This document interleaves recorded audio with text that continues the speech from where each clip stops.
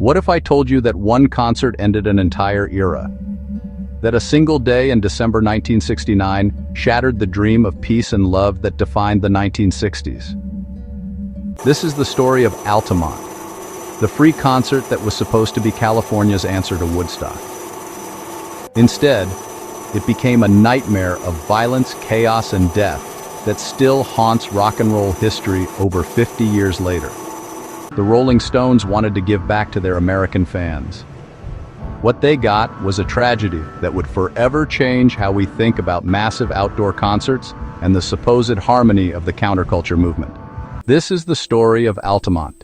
Let's rewind to 1969. Woodstock had just happened in August, bringing 500,000 people together for 3 days of peace, music, and mud. It was magical. It was legendary.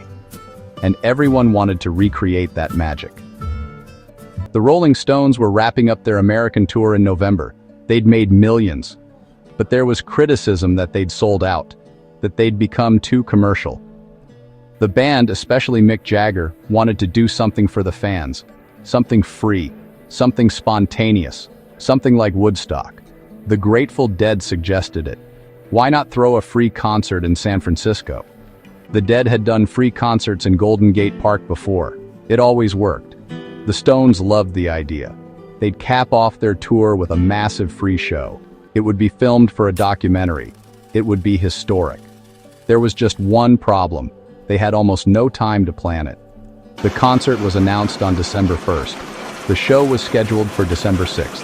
5 days. 5 days to organize a concert that could draw hundreds of thousands of people. The original venue was going to be Golden Gate Park, but the city said no. Then they found Sears Point Raceway. But there were last-minute financial disputes.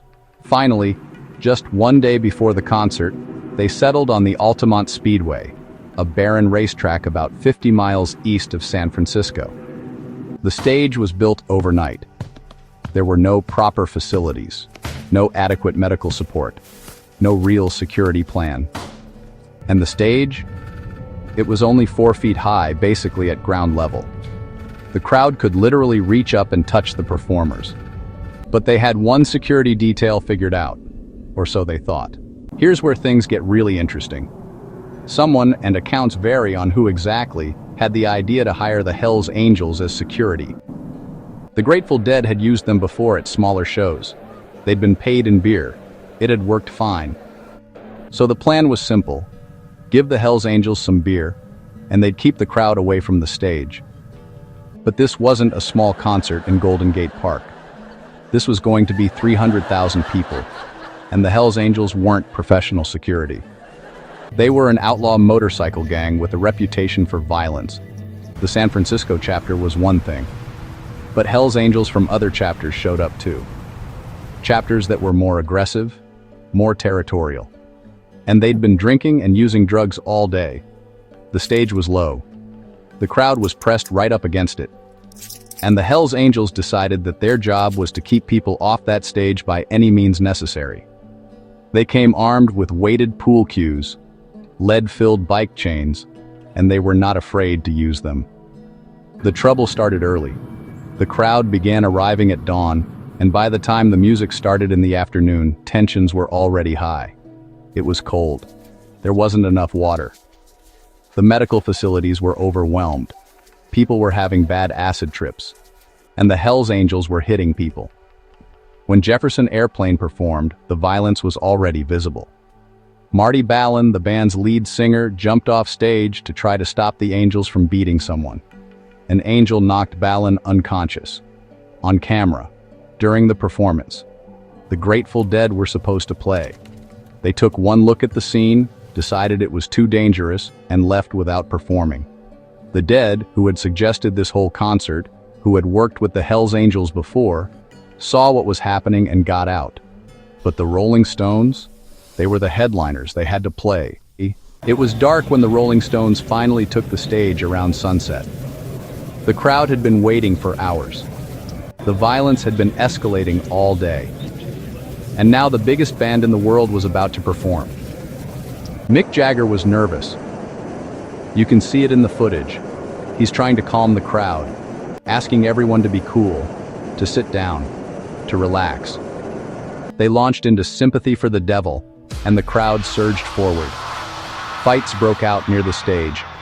The Angels waded in with their pool cues. Mick stopped the song multiple times, pleading for peace. Brothers and sisters, come on now. That means everybody just cool out. Will you cool out, everybody? But it wasn't working. The Angels were out of control. The crowd was terrified. People were getting trampled. And then, during Under My Thumb, something happened near the stage that nobody fully understood in the moment. His name was Meredith Hunter. He was 18 years old, an African-American kid from Berkeley who'd come to the concert with his girlfriend. Accounts of what happened vary. Some say Hunter was trying to get on stage and was pushed back by the Angels. Some say he pulled out a gun after being attacked.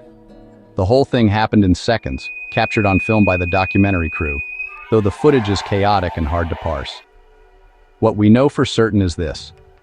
Hell's Angel Alan Pissarro stabbed Meredith Hunter multiple times. Hunter died at the scene. He was 18 years old. The Rolling Stones kept playing. Most of the crowd had no idea what had just happened.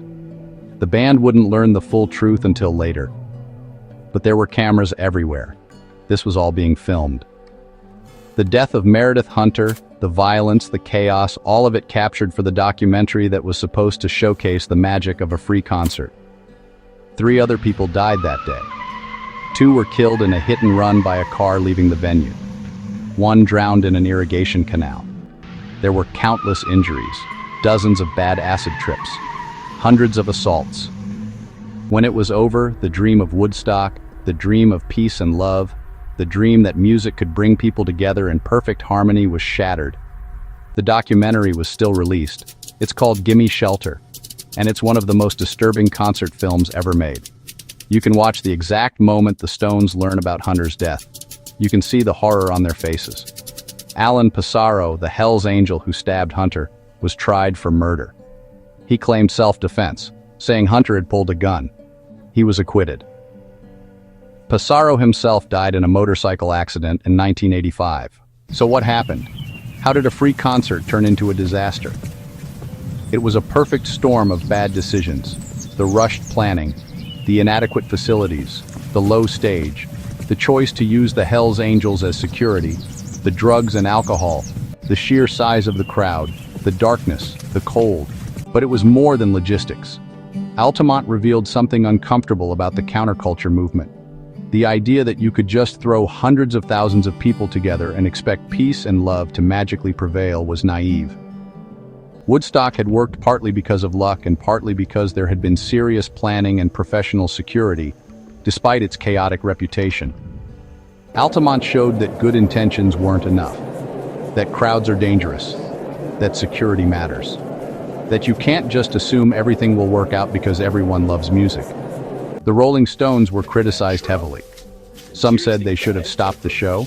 Some said they never should have hired the Hells Angels. Some said the whole free concert idea was irresponsible. Mick Jagger would later say it was one of the worst experiences of his life. Keith Richards said the energy of that day was evil, that something dark had taken over. Cultural critics often point to Altamont as the symbolic end of the 1960s. Woodstock was in August. Altamont was in December. In those 4 months, the optimism of the counterculture collapsed. The idea that music festivals were inherently peaceful gatherings was destroyed. In the years that followed, concert security became professional. Barriers went up. Rules were enforced. The spontaneous, anarchic festival culture of the 60s gave way to something more controlled, more corporate, and yes, safer. Was Altamont inevitable? Could it have been prevented? We'll never know. What we do know is that 4 people died, including an 18-year-old kid who just wanted to see his favorite band play. The footage still exists. You can watch Gimme Shelter and see it all unfold. The violence, the fear, the moment Mick Jagger learns what happened. It's uncomfortable to watch because it's real. Altamont wasn't just a concert gone wrong. It was the moment the 60s died, the moment the dream ended, the moment everyone realized that peace and love required more than good intentions and good music. The Rolling Stones never spoke much about it afterward. They didn't need to. The film said everything. December 6th, 1969, the day the music died. Again.